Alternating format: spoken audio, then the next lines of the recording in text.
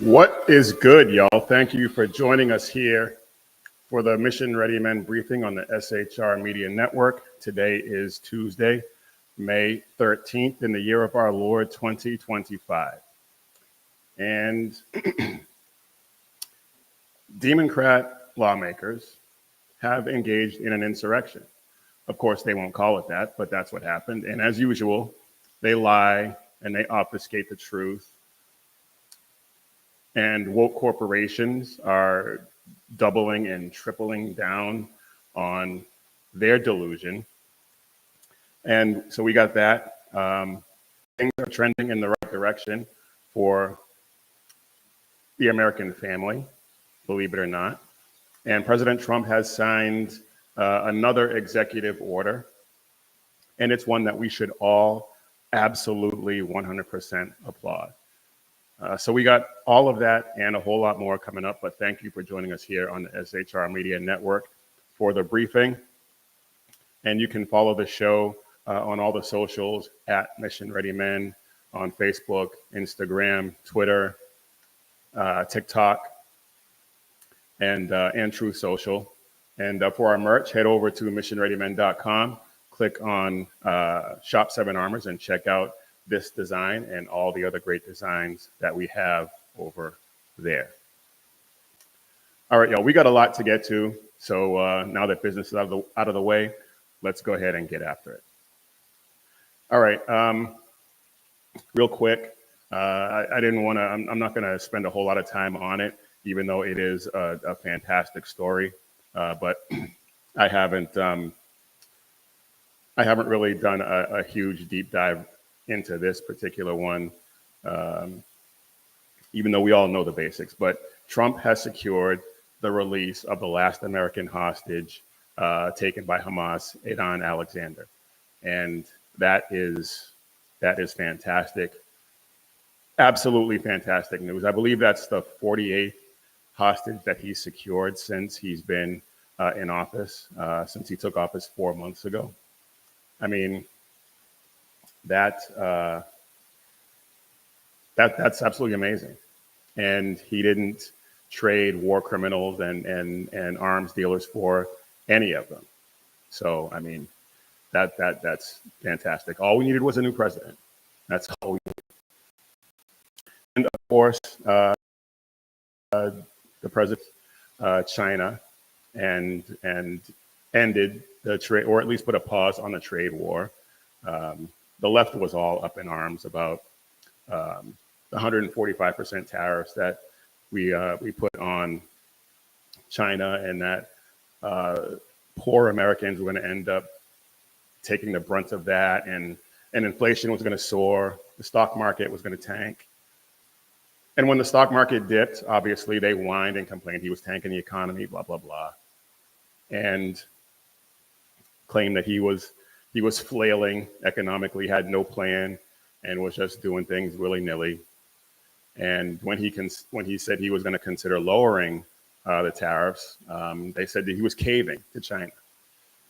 But they don't tell you everything that's going on with China. And it turns out China caved. China came to the table, and China bent the knee, because what was going on over there was unsustainable. The American Provident would never tell anyone in this country how badly things were going over in China. And so Xi Jinping had no choice but to capitulate and bend the knee. And so we'll probably do a deeper dive into that the next time, but I wanted to get that out of the way. And I also wanted to mention today is the birthday of a very good friend of mine who passed away last year, almost a year ago. And I just wanted to take a minute to remember him. His name was Scott, and he died from cancer. So I pray that I get to see him again in heaven. But until then, I'm going to keep doing what I'm doing. And I know that you enjoyed these shows, so I'm going to dedicate this one to him. All right.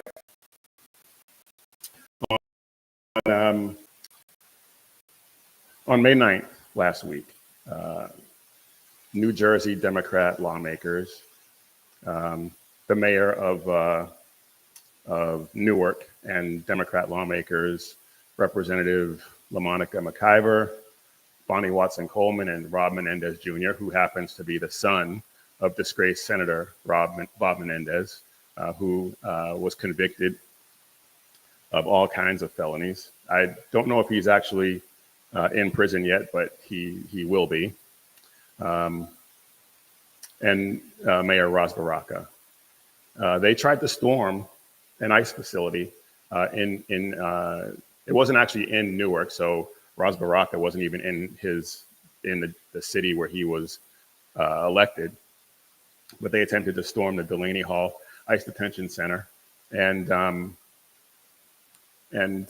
this detention center houses all manner of evil criminals, murderers, terrorists, MS-13 gang members, which is the same thing now, and child rapists.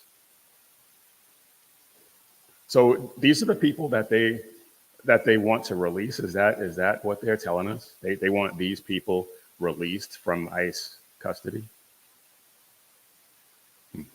Interesting. But they tried to storm this facility in an unannounced visit, which eventually escalated into physical altercations with ICE agents. And of course, they claimed that they were there for legitimate reasons and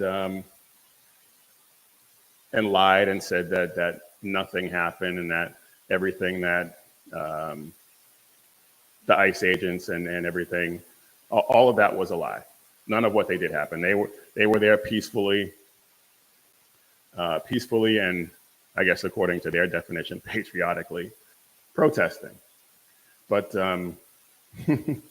the cameras tell a different story. And well, let's just take a look at what actually happened that day, and see if you can figure out what went on. Because I suspect that the people involved were lying.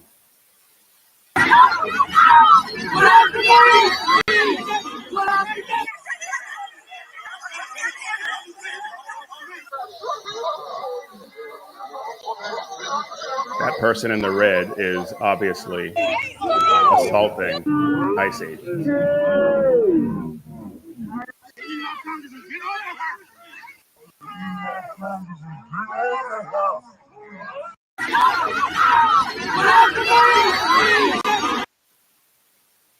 Yeah.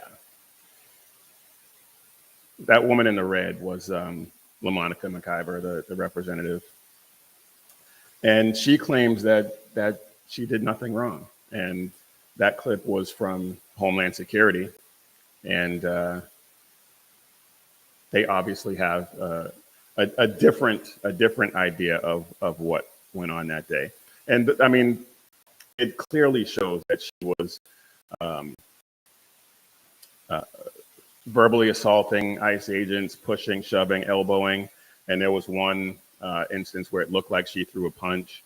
And there are allegations that someone got body slammed. I don't know that she did that. She was assaulting them with her hands and elbows. And the DHS spokesperson, Tricia McLaughlin, said that other arrests are on the table because Ras Baraka, the mayor of Newark, got arrested in that confrontation. And they claim that they were there doing legitimate oversight, and they had every right to be there. And by denying them access, which actually didn't happen because after the whole fracas was over, they actually went on a tour of the facility. So there's that. But they claim that that by denying them access, they're the ones who broke the law. The DHS and ICE agents are the ones who broke the law. But Turns out that's not really true. Oh, of course.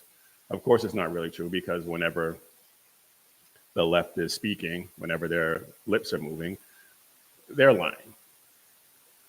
But here is the guidelines that DHS actually released. And they broke the rules. And I'm going to show you here in a second that they broke the law as well. But this is the there's a couple of pages, but this is some of the guidelines that DHS put out. I wanted to bring your attention. It may be a little tough to see, but down here it says, under access, it says members of Congress, congressional member delegations, and congressional staff delegations are afforded special access to ICE facilities. These visits are limited to members and congressional staff only, which excludes Newark Mayor Ras Baraka. And so then we come down here where it says facility entry requirements. ICE will comply with the law and accommodate members according to visiting hours and ICE detention facility for the purpose of conducting oversight. ICE requires at least 24 hours advance notice of an upcoming visit. So they were wrong. This was a surprise visit, according to them, to conduct oversight. And they were out of line.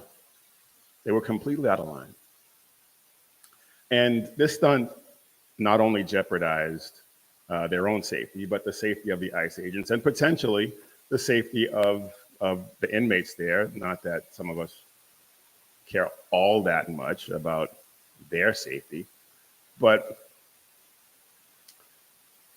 they broke the law. They broke the rules. They didn't follow any of the rules when it came to conducting oversight, but they broke the law as well. 18 U.S. Code 111, assaulting, resisting, or impeding certain officers or employees. Whoever forcibly assaults, resists, opposes, impedes, intimidates, or interferes with any person designated in section 1114 of this title while engaged in or on account of the performance of their official duties, they are in violation of the law.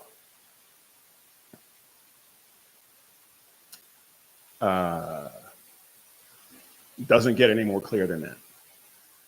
So between the video evidence that we have, the violation of the rules that they didn't follow, and U.S. Code 18, Section 111,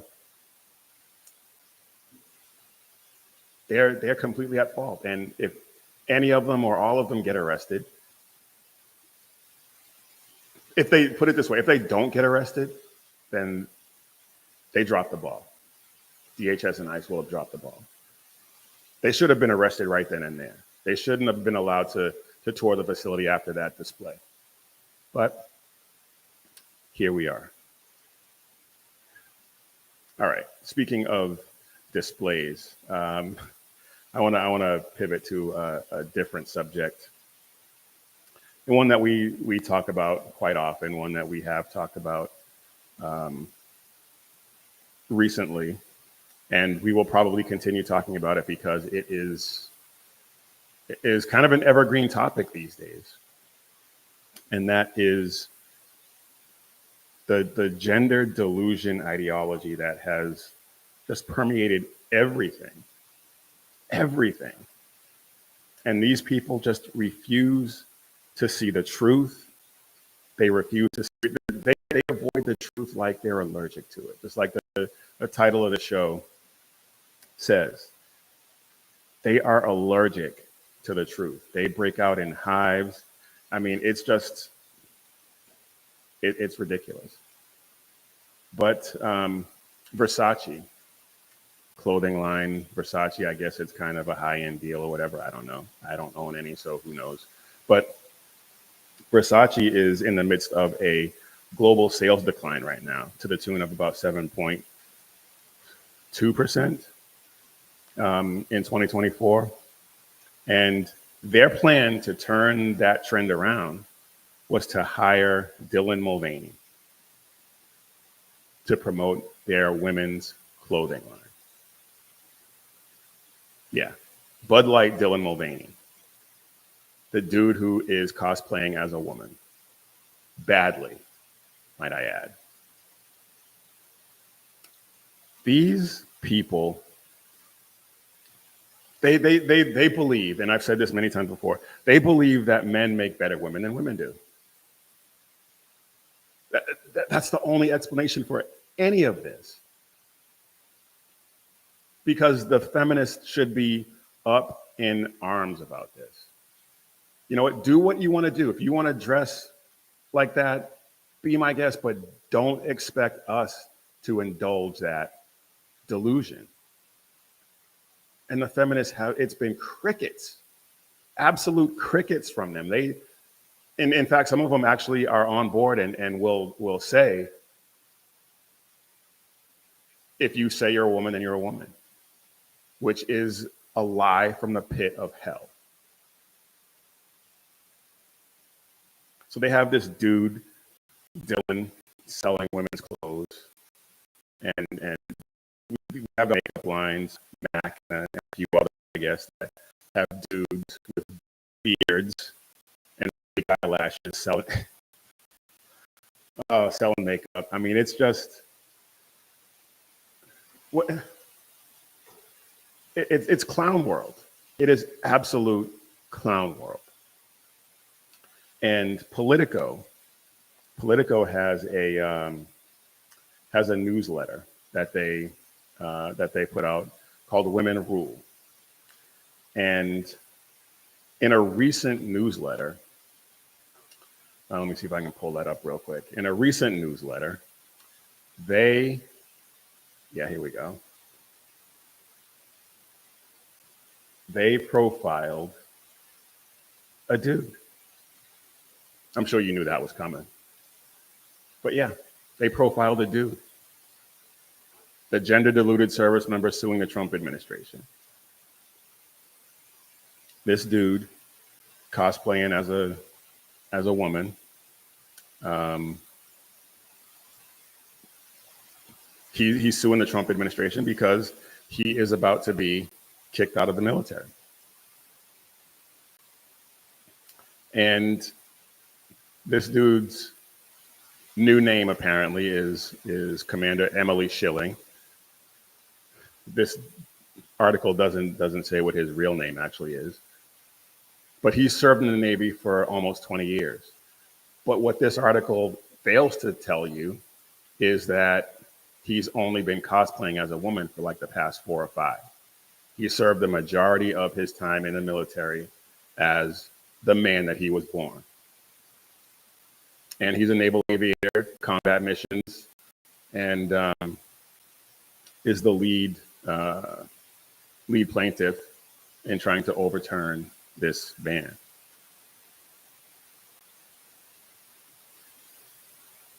And the story is fine. Telling the story, to profiling this dude who wants to be a woman. Whatever, let people know. But this is in the Women Rule newsletter from Politico.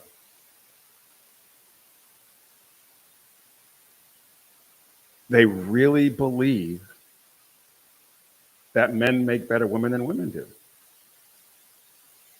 I mean, I think they hate women. I think they absolutely hate women. They must.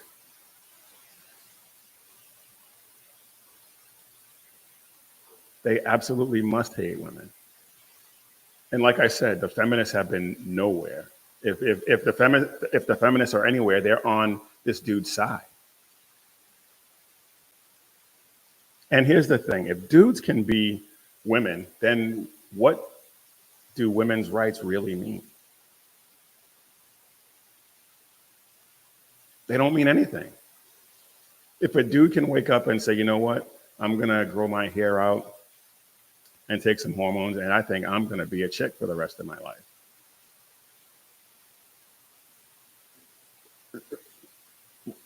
What what rights do what rights do women have at that point? If a dude can come in and take the spot of a woman, take women's athletic opportunities away from them, what are women supposed to do in that circumstance? What rights do they have if a dude can just come in and take it?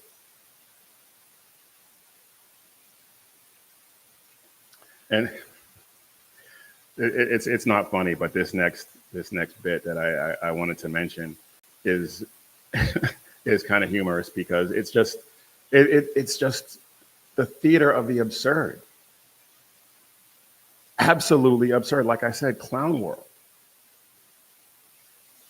And we have this representative, Timmy McBride. We know that we know that his name before he decided to grow his hair out and wear dresses was Tim. He goes by Sarah now for ridiculous reasons. And he was he was railing about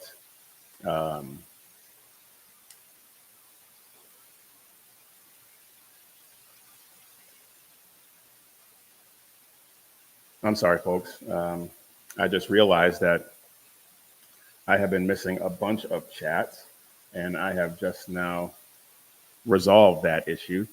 BZ is in the chat. Thank you very much, BZ. My beautiful wife is in the chat as well. So now that I have that taken care of, oh, BZ, be accurate. I call it Kabuki Theater of the Absurd. Well, you know what? There you go. It is absolutely that. But Timmy McBride, he's well. You know what? Let me let him tell you in his own words. Let me pull this up because this is amazing. No, it's not amazing. It's absurd. But check this out.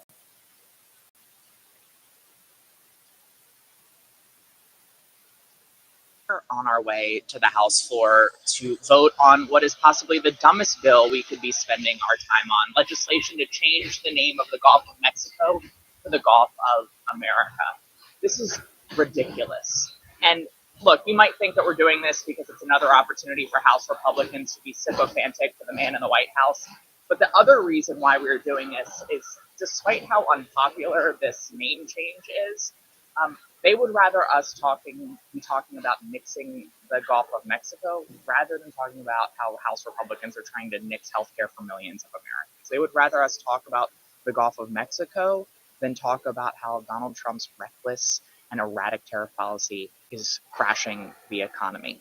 Changing the name of the Gulf of Mexico in this economy? What the hell are we doing here?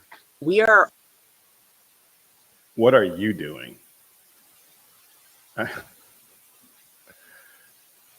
This dude is upset about changing the name of a body of water when he changed his own name, which I would suggest is far more significant than the body of water that is actually in the Americas, North America, Central America, South America. The Gulf is right there in the middle. I would suggest that Gulf of America is far more appropriate than this dude going by Sarah. Now, maybe I'm wrong. Maybe you can. Hey,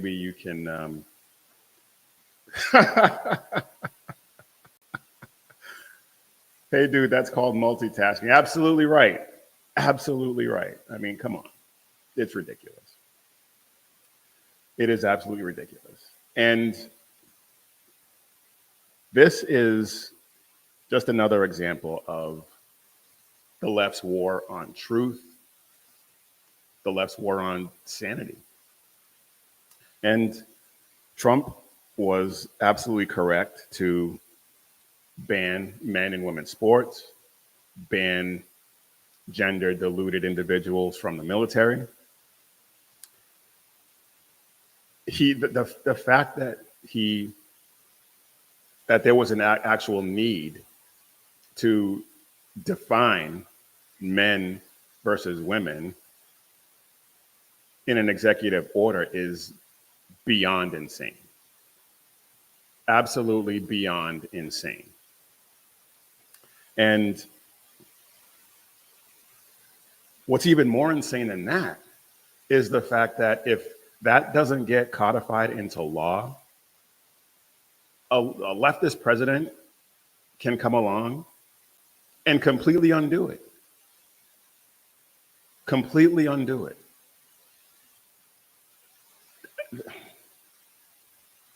Beyond ridiculous. And I'm not entirely sure how we got here, but it's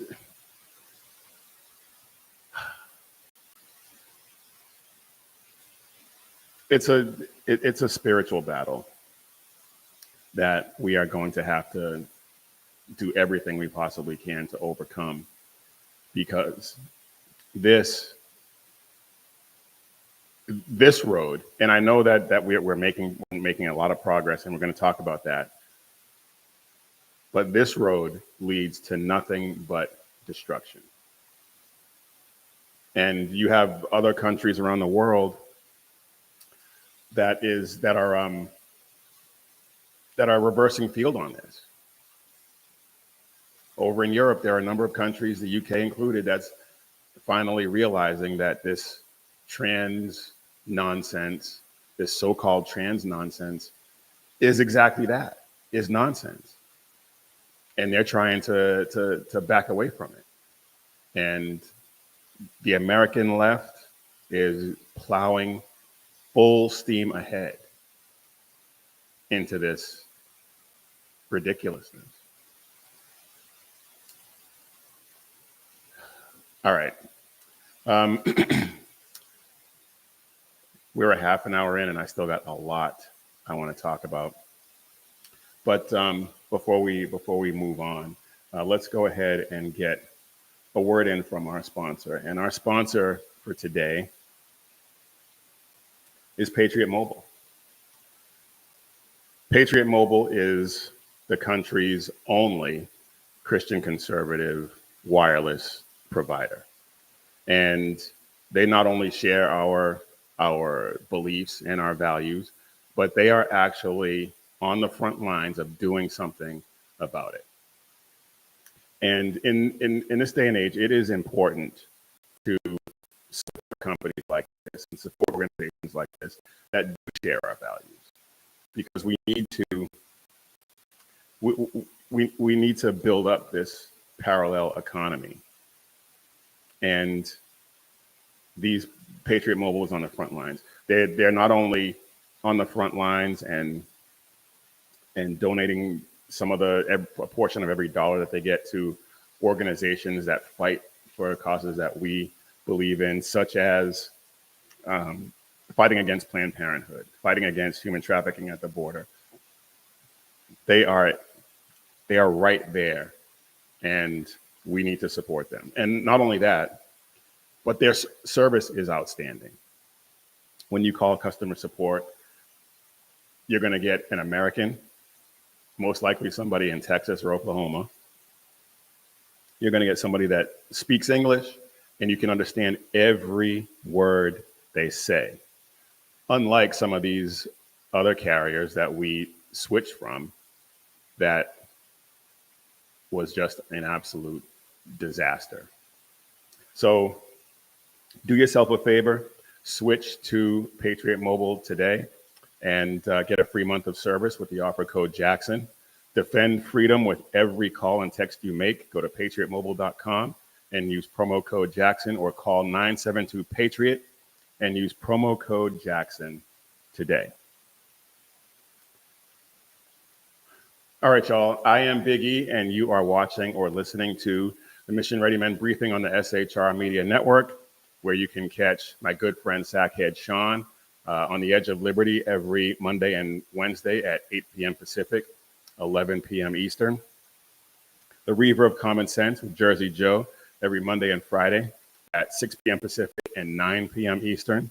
And BZ, who is graciously in the chat, with the Berserk Bobcat Saloon every Tuesday and Thursday at 8 p.m. Pacific and 11 p.m. Eastern. So please like and subscribe, share all these guys' great shows. We are, I believe, what are we, 32 away from 500 now? We had a nice surge in subscriptions to the YouTube channel. So thank you all for doing that. Again, go ahead and share this with everyone you know, and get them to subscribe so that we can grow this channel and reach as many more people, as many people as we possibly can. So do that, and also pray for us so we can have that breakthrough. And again, reach as many people as we possibly can. BZ says we're at 38. We're 38 away. So thank you all for that. All right, now back to our regularly scheduled programming.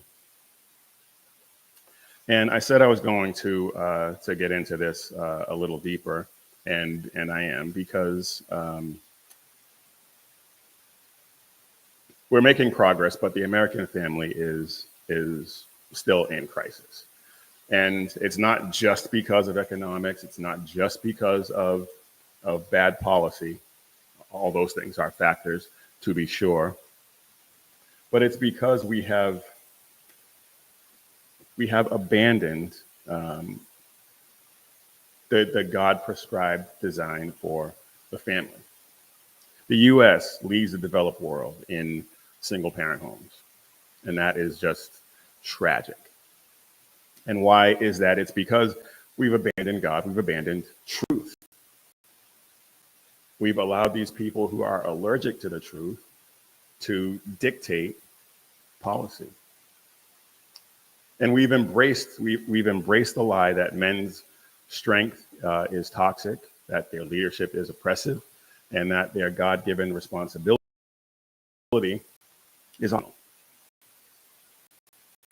But Scripture tells a completely different story, one of covenant, one of order and purpose.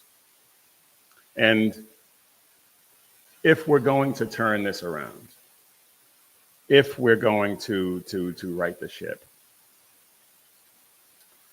it's going to have to start with men stepping back into the role that God called us to. Scripture tells, it commands men to love their wives in Ephesians 5:25, and it commands us to love our wives as Christ loved the church. And in 1 Timothy 5:8, it commands us to provide for our families. And U.S. men on a large scale have abandoned that calling. They haven't gotten married, and if they have, they have just decided to do everything but love their wives, and they've abandoned their families and not provided for them, which makes them worse than an unbeliever, according to 1 Timothy. And the lack of fathers in homes, it contributes to the scourge, to the epidemic of gang violence among young men and young women, because they don't have a father in the home to teach them what they should expect from men. They seek validation on OnlyFans or in the streets. And that's tragic. The whole situation is tragic. Feminism. Feminism has been one of the worst things to impact our society ever. Feminism is destroying, or is destroying the family, has destroyed the family. They've redefined gender roles, downplay the importance of male leadership in the home and male leadership in society as a whole, really. What people fail to realize, what the left has hidden, for lack of a better word, from the American people, the family is the most important political unit. The family is the most important political unit. And getting men to step back into their roles as leaders in their families and in their communities is essential. It is absolutely essential if we want to restore stability and purpose within the family unit, which, if we do that, by extension, will restore stability and purpose in society at large. Now, one of the good things that is happening, I said the family was trending in the right direction, and one of the reasons why I say that is that the recent resurgence in church attendance and young men turning to the church, we've seen an uptick in the number of two-parent households, even in the Black community, which when I was preparing for the show, that shocked me. That really, really shocked me. And I mean, it's not like back up to what it was in the 60s by any means, but the fact that it actually is on an upward trajectory is outstanding. Let me just give you some numbers here real quick.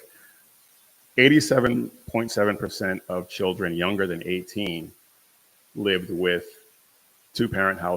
married two-parent households in 1960. By 2005, that number had dropped to 67.3%. And the percentage of children living with two parents in 2023 has been measured to be back up to 71%. And that is the highest it's been since 1990. That's fantastic. I mean, obviously there's work to do, but that is a trend in the right direction. And the racial breakdown in the percentage of children living with married birth parents in 2022, for Asians, 81%, for white people, 70%, Hispanics, 55%, multiracial children, 51%, and Black children is at 33%. And again, that's not a huge number. It's well below all the other ones. But it still blew my mind because for a very long time, that number was under 25%. So the fact that it's climbed 8%, 8+%, that is outstanding. And we got to keep that trend going. And so in order to do that, the solution is not more government programs. The solution is not better childcare subsidies or bureaucratic fixes or tax credits or anything like that. It's revival, starting in the hearts of men, fathers, husbands, future husbands. We have a job to do. Our wives need us, our families need us, our children need us. And our nation is in desperate need of a generation of men who lead with courage and Christ at the center. The breakdown of the family is no accident. It's spiritual warfare, like I said. Everything that's going on around us is spiritual warfare. And we need to put on the whole armor of God so that we can fight against the wiles of the devil. We were born for such a time as this. So let's rise up and take our place and build families, build communities rooted in faith, truth, and unshakable hope in the future, which is our Lord and Savior, Jesus Christ. I want to catch up on a few chats here. BZ says, in Limbaugh's Feminazis, if you didn't see the incredibly caustic corruption caused by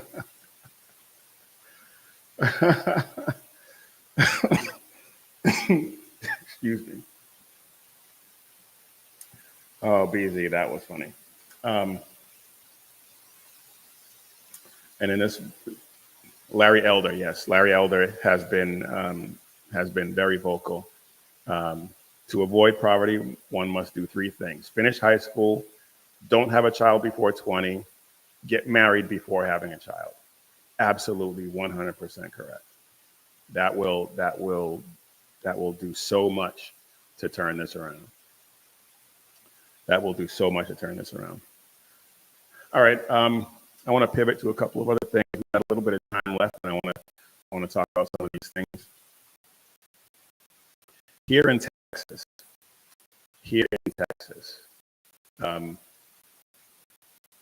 Texas, I don't know what's, Texas seems a bit schizophrenic right now.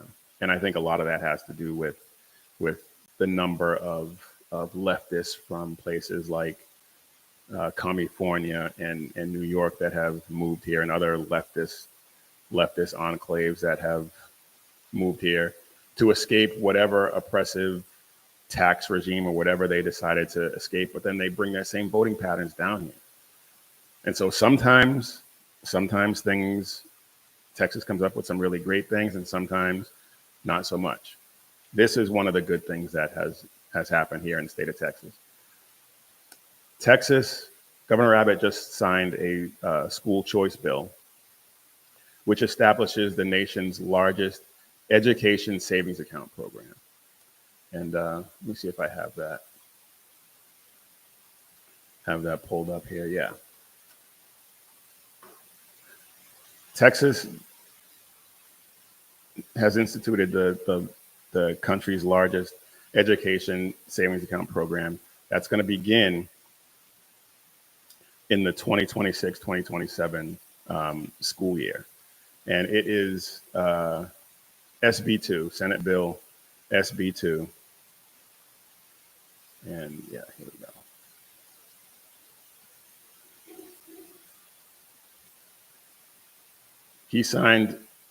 Governor Abbott signed Senate Bill 2 into law. And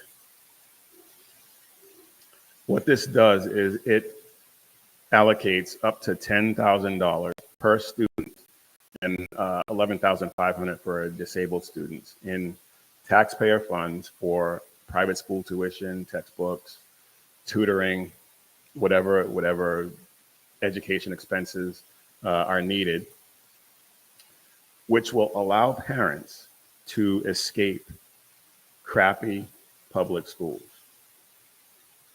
And make no mistake, most public schools are absolutely terrible. Absolutely terrible. There are school districts here in Texas where students cannot read at grade level.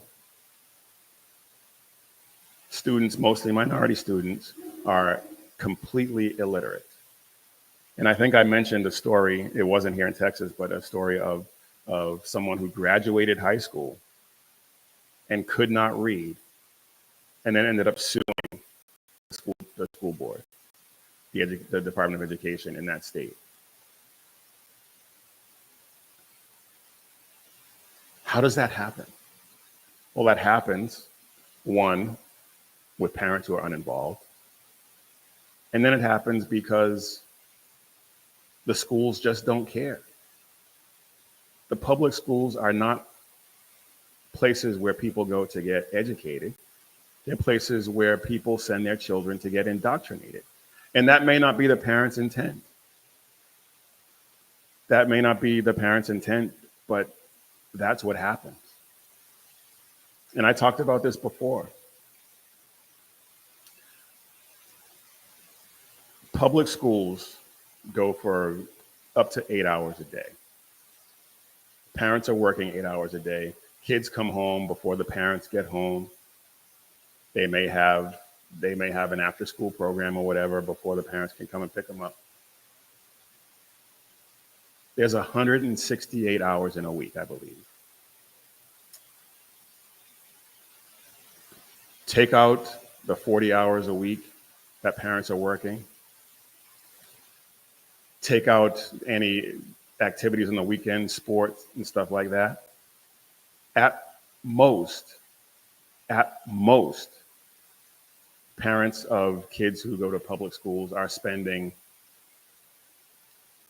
what, 2 hours a night, and then maybe 8 hours, 8 to 16 hours on a weekend, maybe. So out of that 168 hours, you're spending, what, 28 hours with your kids? And that's being generous. And do you think that that 28 hours is going to be enough to counteract the indoctrination that's happening the rest of the time that they're in school? And then hanging out with their friends where all that indoctrination is getting reinforced. And then once they hit middle school and high school, you can forget about it.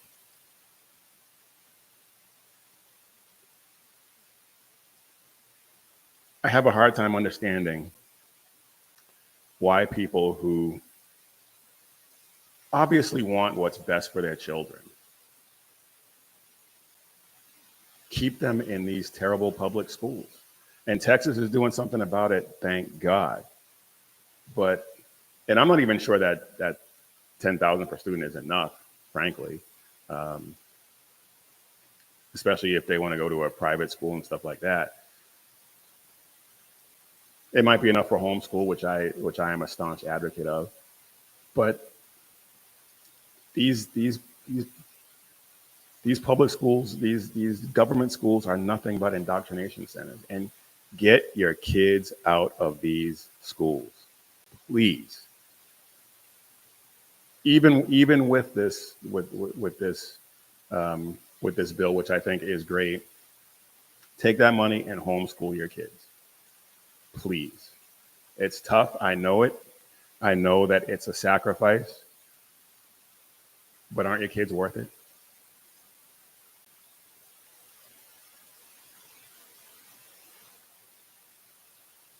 That's right, BZ. But public schools are government schools and indoctrination centers. Absolutely. Absolutely. All right, there's a couple of us I want to get to, and I think I might have the time to do it.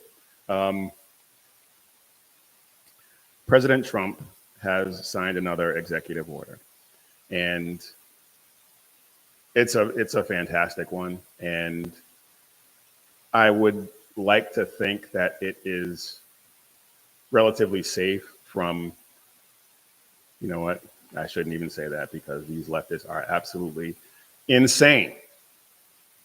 But President Trump signed an executive order aimed at veterans. And that is a subject, obviously, that's near and dear to my heart. Keeping promises to veterans and establishing a national center for warrior independence. Now, what does that mean? Section 1 of this executive order, and I'll have a link to it in the show notes where you can take a look at it. Our nation's security, prosperity, and freedom would not be possible without our veterans. Many service members paid the ultimate price ultimate sacrifice. Many others bear visible and invisible wounds from their service. Too many veterans are homeless in America. Each veteran deserves our gratitude. Absolutely correct. So let's go down here to section 2. The Secretary of Veterans Affairs shall take appropriate action to designate a National Center for Warrior Independence on the West Los Angeles VA campus in which homeless veterans in the LA area and around the nation can seek and receive the care, benefits, and services to which they are entitled. That's great.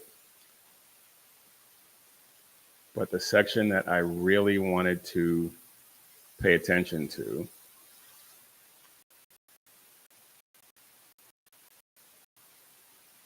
yes, section C. In coordination with the Secretary of Health and Human Services, the Secretary of Housing and Urban Development, and the heads of any other relevant executive departments or agencies, ensure that funds that may have been spent on housing or other services for illegal aliens are redirected to construct, establish, and maintain this National Center for Warrior Independence. Hallelujah. Yes, this is outstanding. This is outstanding.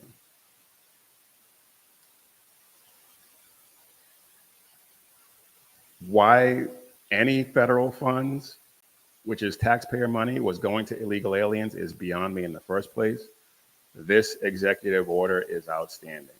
And as much as I'd like to think it would be safe from leftists down the road reversing it, it's probably not, because it means that they will take the funds from veterans and give them back to illegal aliens, which, you know, they love. They love the illegals. So this is another one that needs to be codified into law. And this is outstanding. And it still blows my mind that this had to be an executive order. Why we were giving so much money to illegal aliens is beyond me. I don't get it. I do not get it. Other than, I guess, the great replacement theory, which is now the great replacement fact. That's what they want. And that's another story for another time. But yes, this is outstanding from President Trump. Now, Congress needs to get involved, get off their butts, and actually pass this legislation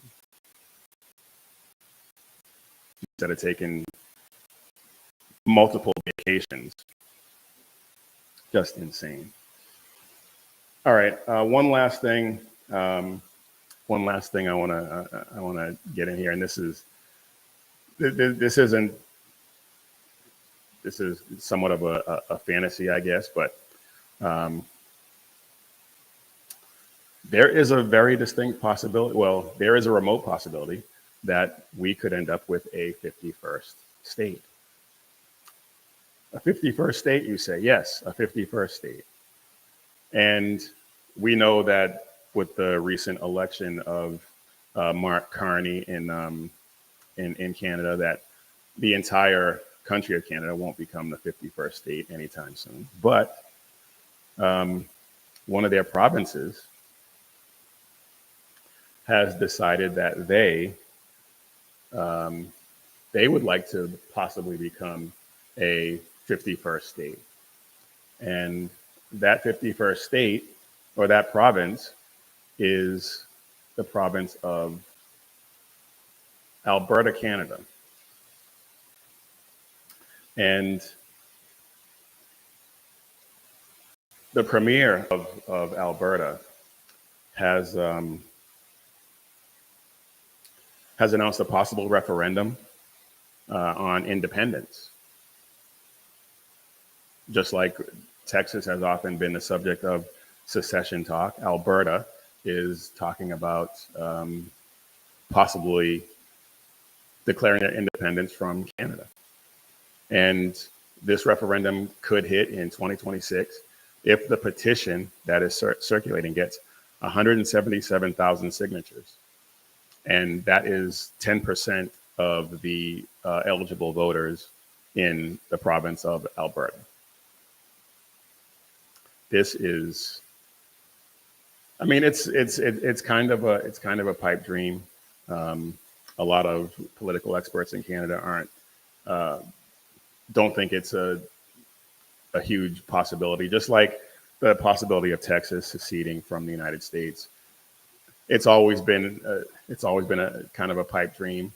And whenever leftists get in office, that talk circulates more than usual. But so the same thing is happening in Alberta, Canada.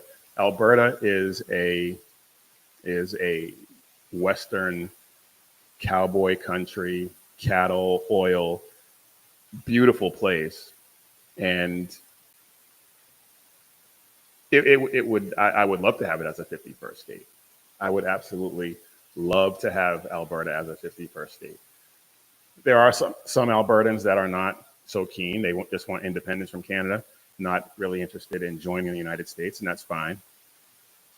But they, like Texans with the leftist government, they believe that their chances for prosperity are being stifled by their leftist government. And Ottawa, the capital of Canada, they enact stupid environmental alarmist policies that is killing the oil industry in Alberta, Canada. Sound familiar? It should. And just to illustrate the point even more, Edmonton, the capital of Alberta, to Ottawa is a comparable distance, is comparable to the distance between DC and the western part of Montana. It's pretty close to the same distance. And do you think that those swamp rats in DC have any idea what's good for the people of western Montana, or any part of Montana for that matter? Do you think they have any idea what's good for any place in this country outside of the swamp? Of course not. And Ottawa's no different. They're doing the exact same thing. They have no idea what is best for Albertans. Just like the swamp rats in DC have no idea what's best for Montanans or Texans or Arizonans or any other state in the union for that matter.